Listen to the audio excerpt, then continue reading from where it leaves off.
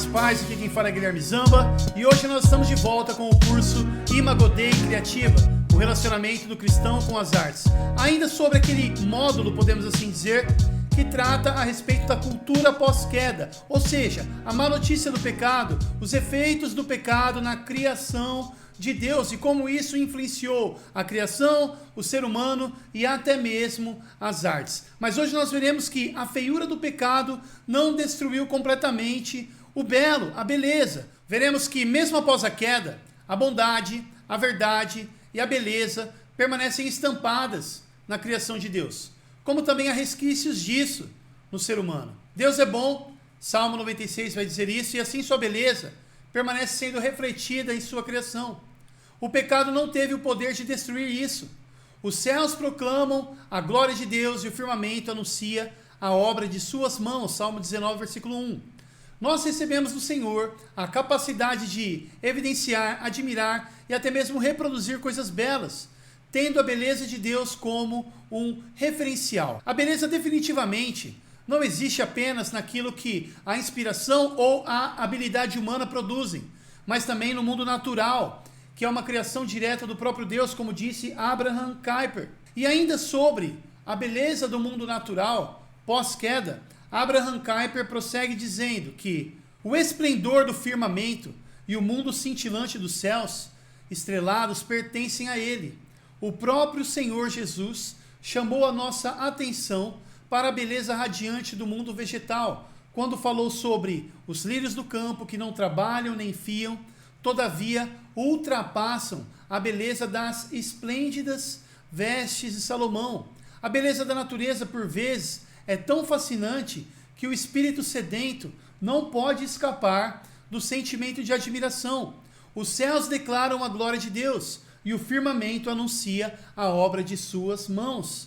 Não somente o aspecto geral da natureza pode ser deleitosamente belo, seja no seu traje de verão ou nos seus trajes de inverno, mas também as partes individuais dos organismos criados por Deus são extremamente primorosas em sua beleza. Basta analisar a plumagem de vários pássaros, a pele de vários animais, o olho do cervo e a juba do leão. Também podemos incluir o próprio homem que observa e aprecia todos os tipos de beleza e que é um produto dessa maravilhosa criação. As escrituras sagradas continuamente comentam acerca da beleza feminina, afirmando que Sara era de formosa aparência, Gênesis 12, e que Absalão tinha uma formosa irmã, 2 Samuel 13, que também em toda a terra de Uz não se acharam mulheres tão formosas como as filhas de Jó, Jó 42. Então, de semelhante modo, a beleza de homens como Absalão é reconhecida nas escrituras. E acerca do bebê Moisés, é dito que agradou a filha de Faraó devido à sua beleza e graciosidade. Portanto, a beleza não somente é vista como uma parte da aparência humana, mas também é destacada no contexto escriturístico como algo cativante.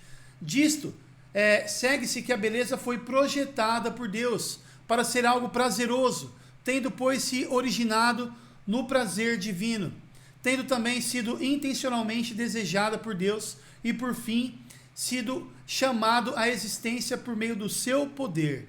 Fecha aspas. Segundo Abraham Kuyper. Uma longa citação, né, mas belíssima e muito útil para o nosso estudo. E como eu bem já disse outras vezes, estou neste estudo sobre o ombro de gigantes que estudaram muito bem a respeito deste assunto do cristão e a cultura e o cristão e as artes. Então vamos continuar.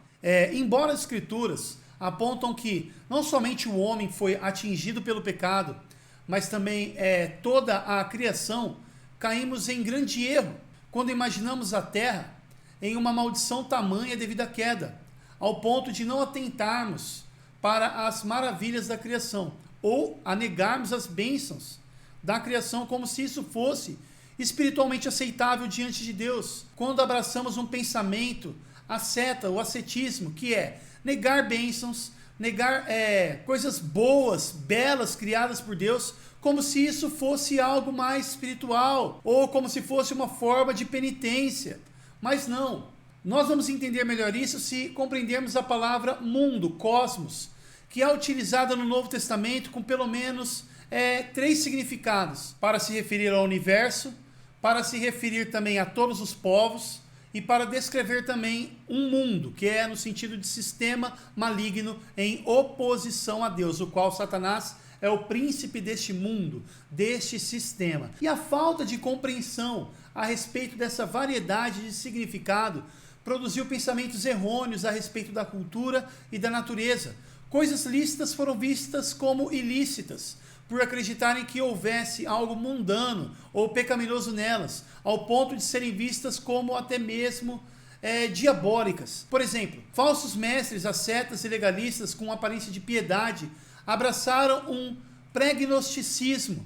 Nós vemos isso no Novo Testamento, os falsos mestres, e ousaram exigir a abstinência de alimentos e até mesmo proibir a bênção do casamento, como se isso fosse algo ruim, por não ser visto como algo espiritual. O apóstolo Paulo respondeu contra esses, dizendo que essas doutrinas que esses homens ensinam provêm de influência satânica. E essas bênçãos que eles estavam censurando são, na verdade, bênçãos que Deus criou para serem recebidas com gratidão, com ações de graças, pois tudo o que Deus criou é bom e não deve ser recusado, como está lá em 1 Timóteo, capítulo 4. As escrituras não dão ao diabo nenhum crédito de poder de criação, mas sim de deturpar as coisas criadas como um astuto mentiroso, enganador, plagiador, mas que faz de modo ruim, mal.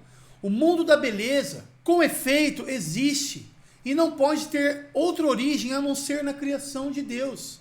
Ele foi, portanto, concebido por Deus, o mundo criado, determinado por seu decreto, chamado à existência e sustentado pelo poder de Deus. Michael Reeves descreve Charles Spurgeon como um homem cheio de vida.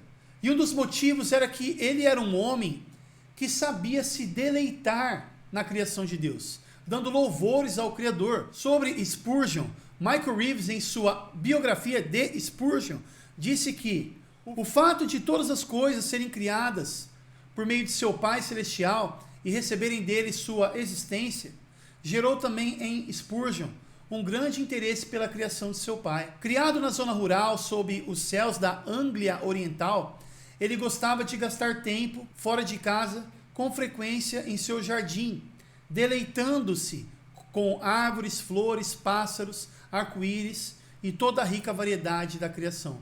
Gostava de aprender, lia muito sobre horticultura e biologia, assuntos de que gostava e que eram por ele usados com frequência em seus ensinamentos. E nas palavras do próprio Spurgeon, ele vai dizer: vocês sabem que em matéria de abrir e fechar, as flores são tão variadas que uma abre em determinado horário e outra em determinado horário. A estrela de Jerusalém, por exemplo, abre às 3, a chicória às 4, o ranúnculo amarelo abre às 6, o nenufar às 7, o cravo às 8 e assim por diante, até que chegue a noite. Linneu fez um relógio de flores. Se estiver bem familiarizado com a ciência da botânica, você também pode saber as horas sem usar o relógio. Fecha aspas.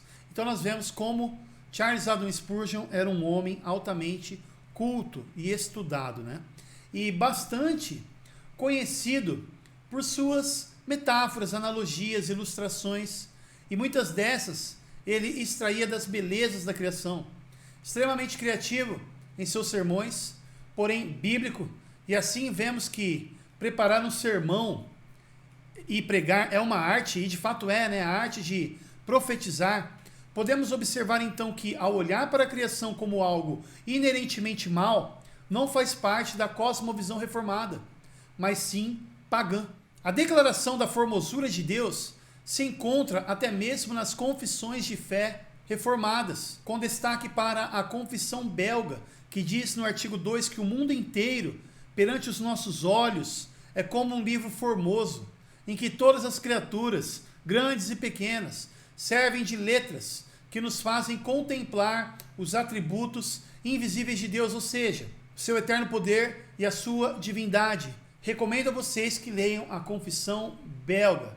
E é isso aí, meus irmãos, esse foi mais um episódio do curso Imago Dei Criativa, o relacionamento do cristão com as artes. Tamo junto. Paz.